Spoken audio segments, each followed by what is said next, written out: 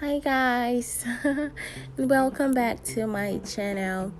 So in my last video I got several questions about how I rolled my fondant, so I decided to make a separate video for you guys about how to roll fondant.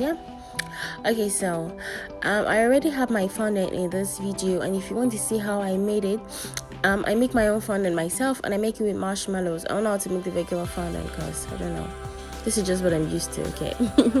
And I made it like that for a while. So okay, so the first thing you want to do is partition how much fondant you need for the kind of cake you want to cover.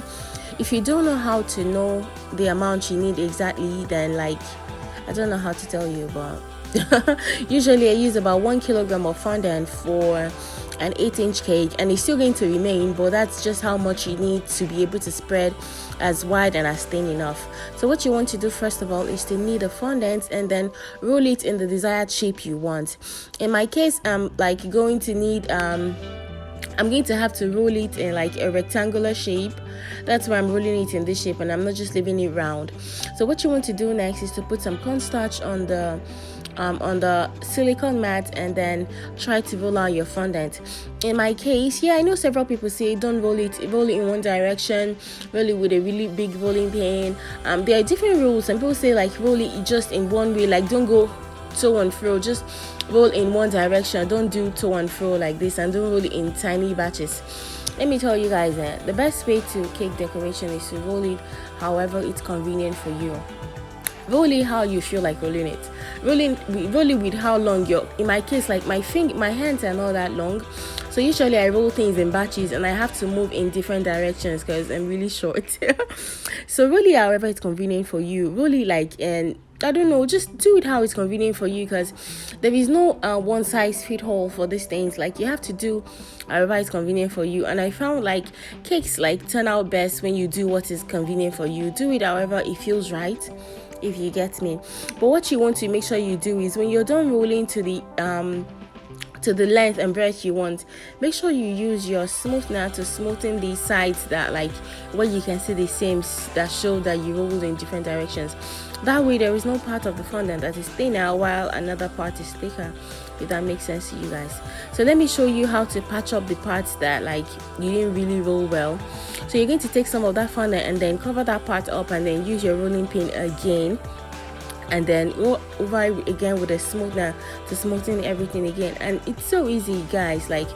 Usually there are no rules for these things, and people like to make rules to make it seem maybe complicated, or maybe to make them seem like they are professionals and they know what they're doing. So I'm telling you guys, the way I work, I don't work based on maybe rules or I don't know, according to how some people say it should be, or mix in one direction or something.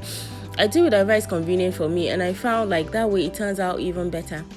So now I'm going to be using this fondant in a paneling method, which means I'm going to be rolling it around my cake instead of putting it on top of my cake and then smoothing it down. So what I like to do next is to put some cornstarch on top of it so it won't stick, and then cut out the excess by the side, and then I'm going to roll it on top of my rolling pin. The important thing here, sorry guys, I kind of have cold, sorry. So the important thing here is you want to make sure you're not lifting the fondant with your bare hands. Make sure you roll the fondant on your rolling pin. That way it won't stretch, and it will roll just the same way you rolled it, and the thickness you rolled it with is what is going to apply on your cake. That's the important part. So roll it according to how it's convenient for you guys. Don't maybe follow the rule. There's some rules you should follow, but a lot of them are just hogwash. A lot of them are just to make it seem I don't know, to make it seem more complicated. So in cake decoration, basically there are no rules. Do it however it's convenient for you. That way you're going to find new and better ways of doing stuff. So I don't know, that's what I do though. So I decided to show you guys. I hope I answered your questions, for those of you that asked me that question. And if you want to ask me a question, guys, please don't ask me in my DM, ask me in the comment section. It gives me more comments, and it gives more engagement to my posts, and it helps me get more viewers.